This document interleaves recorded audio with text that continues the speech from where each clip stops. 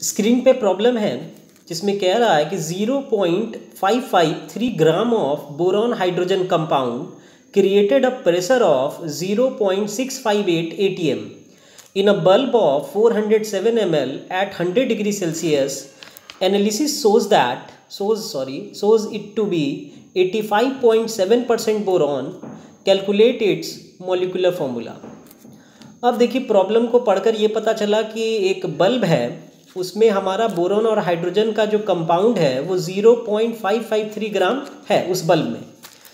अब उस बल्ब में जो प्रेशर है, जिस प्रेशर पे उस कंपाउंड को रखा गया है वो है 0.658 atm का, और बल्ब की जो वॉल्यूम दे रखी है वो 407 ml है और टेम्परेचर है 100 डिग्री सेल्सियस।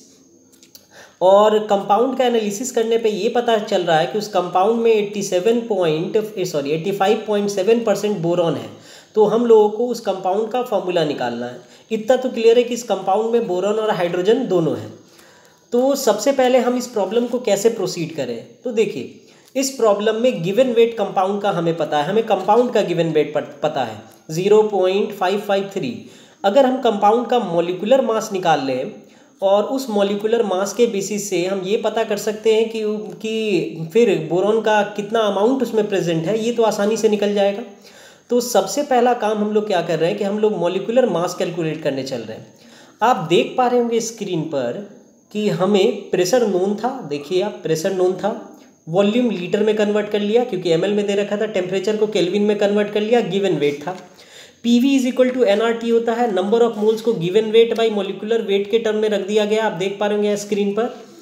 अब यहाँ से हमने मोलर मास कैलकुलेट कर लिया, तो कंपाउंड का जो मोलर मास कैलकुलेट होकर आया इट विल बी 63.23 ग्राम, ये हमारा मास कैलकुलेट हो गया। अब देखिए ये जो परसेंटेज दे रखा था बोरॉन का, ऊपर में देख पा रहे होंगे आप, ऊपर में परसेंटेज था 85.7% बोरॉन। इसका मतलब ये कि अगर कंपाउंड का वेट 100 ग्राम होगा तो उसमें 85.7 ग्राम बोरॉन होगा। तो अभी जो हमारा कंपाउंड का वेट निकल कर आया दैट इज 63.23, तो इसमें बोरॉन का क्या वेट होगा, तो देखिए इसको कैसे कैलकुलेट किया। मान लिया कि 100 ग्राम में 85.7 ग्राम बोरॉन होता, तो 63.23 ग्राम में कितना बोरॉन होगा, इसको हमने कैलकुलेट कर लिया। तो बोरॉन का जो मास निकल कर आया दैट इज 54.19 ग्राम, यानी 63.23 ग्राम में 54.19 ग्राम बोरॉन प्रेजेंट है। तो ये बात तो आपको क्लियर हो गई कि इतना ग्राम बोरॉन है। अब बोरॉन का जो एटॉमिक मास होता है दैट इज 10.8, तो बोरॉन के नंबर ऑफ एटम्स हमने कैलकुलेट कर लिया। बोरॉन का नंबर ऑफ एटम आया हमारे पास 5 एटम्स हमारे पास बोरॉन के हैं। तो अब हम लोग को पता करना है, ये पता चल गया कि 5 एटम है क्योंकि मोलर मास से हमने डिवाइड कर लिया, तो बोरॉन के एटम्स निकल गए क्योंकि गिवन वेट हम लोग को नोन हो गया था 54.19 और बोरॉन का मोलर मास था 10.8, डिवाइड करते ही नंबर ऑफ एटम बोरॉन के आ गया। तो ये पता चल गया कि बोरॉन इसमें B5 के फॉर्म में है।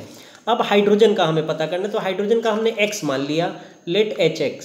तो अब तो आप जानते हैं कि मोलर मास जो होता है वो किस तरह से निकलता है। अगर 5 बोरॉन का 5 यूनिट है तो 5 इंटू 10.8, हाइड्रोजन का 1 होता है तो 1 इंटू X आ गया, और ये टोटल ओवरऑल कंपाउंड का मोलर मास हमारे पास कितना निकल कर आया था दैट इज 63.23, ये इसके इक्विवेलेंट होना चाहिए, इक्वल होना चाहिए। यहाँ से हमने X की वैल्यू कैलकुलेट की तो ये 9.25 आया, ये 9.5 से कम है तो इसीलिए हम लोग इसको इंटीग्रल वैल्यू में ले लिए दैट इज़ 9। इसका मतलब ये है कि हमारा जो कंपाउंड था उसका मॉलिक्यूलर फॉर्मूला ओवरऑल है B5H9। देखिए इस तरह के problem generally IIT JEE mains और एडवांस और नीट के एग्ज़ाम्स में आते हैं, तो आप इस प्रॉब्लम को अच्छे से कैरी फॉरवर्ड कीजिएगा, अपनी कॉपी पर फिर बनाइएगा और देखिएगा कि किस तरह से इस प्रॉब्लम का अप्रोच रखा गया है ताकि आप आसानी से प्रॉब्लम्स को टैकल कर सकें। ये आपके क्लास 11 से रिलेटेड प्रॉब्लम्स थे जिसमें मोल कंसेप्ट एंड गैसियस स्टेट दोनों के प्रॉब्लम्स यूज़ किए गए हैं। और कंपाउंड तो आप देख ही रहे हैं B5H9 हमारे पास आया, ये बोरॉन का एक डेरिवेटिव कंपाउंड है। बोरॉन के बहुत सारे कंपाउंड्स आप अपने सिलेबस में पढ़िएगा लाइक BH3, B2S6, डाइबोरेन, और अभी जो आप कंपाउंड पढ़ रहे हैं